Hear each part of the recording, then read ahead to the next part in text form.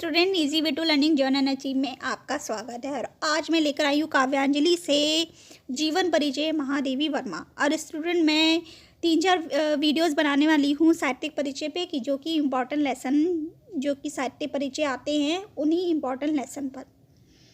So student चलिए देख लेते हैं कुछ भी बातें ना करके जीवन परिचय को कि महादेवी वर्मा का जन्म कहाँ हुआ था और उनकी मृत्यु कैसे हुई थी और उनको कौन कौन से पद्म भूषण से यानी कि किस किस पुरस्कारों से सम्मानित किया गया था। तो ये कहा गया है कि आधुनिक मीरा के नाम से प्रसिद्ध महादेवी वर्मा का जो जन्म हुआ था सन 1907 ईस्वी में होली के दिन फर्रुखाबाद उत्तर प्रदेश में हुआ था। यानी कि उत्तर प्रदेश ज़िले में इनका जन्म हुआ था। फर्रुखाबाद नगर था, होली के दिन हुआ था सन 1907 में। और मीरा के नाम से ये महिला यानी कि महादेवी वर्मा जी प्रसिद्ध थी। इनके पिता श्री गोविंद साहे इंदौर के एक कॉलेज में अध्यापक थे। और आगे देख लेते हैं, यानी कि इनके जो पिता थे वो इंदौर के कॉलेज में अध्यापक थे और इनकी माता जो थी वो सरल हृदय और धर्मपरायणा महिला थी। महादेवी वर्मा बड़ी कुशाग्र बुद्धि बालिका थी और बचपन से ही माँ से रामायण महाभारत की कथाएं सुनते रहने के कारण इनका मन जो है साहित्य के प्रति आकर्षित हुआ। यानी कि ये बचपन से ही माँ से रामायण और महाभारत की कथाएं सुनती रहती थी और इनका जो मन साहित्य में कब लगा, ये कथाओं को सुनकर ही उनका आकर्षण उत्पन्न हुआ। फिर उसके बाद इन्होंने प्रयाग विश्वविद्यालय से संस्कृत में एमए किया और 9 वर्ष की छोटी उम्र में ही इनका विवाह हो गया था। यानी कि 9 साल की आयु में इनका विवाह हो गया था, किंतु इन्हीं दिनों इनकी माता का स्वर्गवास हो गया था।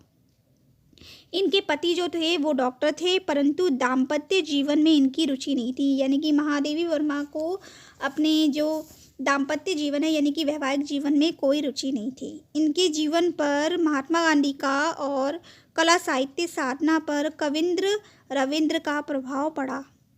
यानी कि इनकी जो रुझान था वो साहित्यिक परिचय में ज़्यादा था, तो इनका जो प्रभाव ज़्यादा रहा तो वो गांधी जी की जो कलाएं थीं और कविंद्र रविंद्र की जो कथाएं थीं उन पे ज़्यादा प्रभावित थी वे। इन्होंने नारी स्वतंत्रता के लिए संघर्ष किया। यानी कि नारी की स्वतंत्रता के लिए इन्होंने संघर्ष किया, परंतु अपने अधिकारों की रक्षा के लिए नारियों का शिक्षित होना आवश्यक बताया।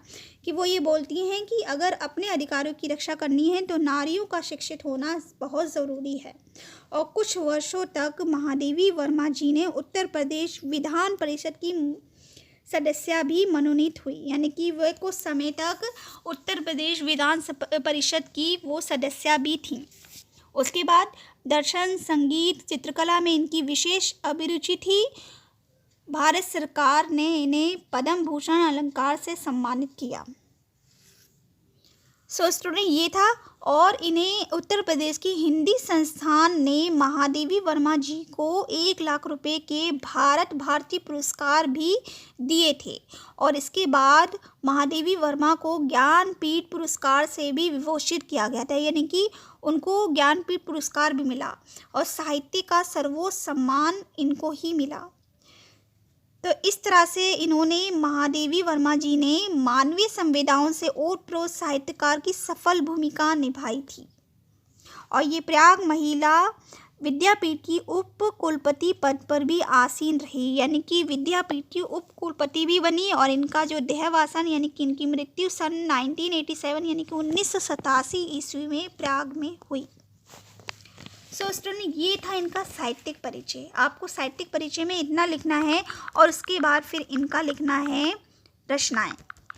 रचनाओं में मैं स्टूडेंट आपको मुँह जुबानी बता देती हूँ। वैसे तो ये इंडिकेट की गई हैं रचनाएं यामा, दीपशिखा, नीरजा, निहार, रश्मि, सांध्या, गीत।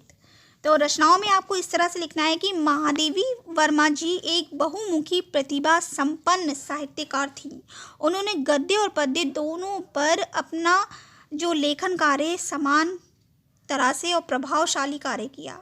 उनका जो मुख्य काव्य रचनाएं थी वो थी निहार, रश्मि, नीरजा, यामा, दीपशिखा जो कि यहाँ पर इंडिकेट की गई है, यामा, दीपशिखा, नीरजा, निहार, रश्मि, सांध्य गीत ये थी। और काव्य के अतिरिक्त इन्होंने गद्य में और रेखा चित्र भी लिखे, यानी कि गद्यांश भी लिखे हैं, जो कि मैंने आपको समझाए भी हैं। उन्नीदी वाला लेसन तो गीत लेसन इनका ही है। तो इस तरह से इन्होंने रेखा चित्र भी लिखे हैं। तो इस तरह से आपको इनका साहित्यिक परिचय लिखना है। और साहित्यिक परिचय में ये लिख लेने के बाद लास्ट लाइन में ये भी लिख सकते हो आप स्टूडेंट की महादेवी जी ने आधुनिक हिंदी साहित्य के निर्माताओं में महत्वपूर्ण स्थान की अधिकारिणी है, यानी कि वे महत्वपूर्ण स्थान की अधिकारिणी है, क्योंकि उन्होंने इतना अच्छा साहित्य लिखा और हमें इतना अच्छा साहित्य दिया। इस तरह से ये है महादेवी वर्मा का जीवन परिचय स्टूडेंट। और मैं नेक्स्ट जीवन परिचय बहुत जल्दी लेकर आऊँगी। तो आप ना इतना ही जीवन परिचय लिख कर आना, जिसमें पहले आप लिखना साहित्यिक परिचय, उसके बाद लिखना रचनाएं, और इतना लिख लेंगे तो आपके 5 मार्क्स पक्के हैं।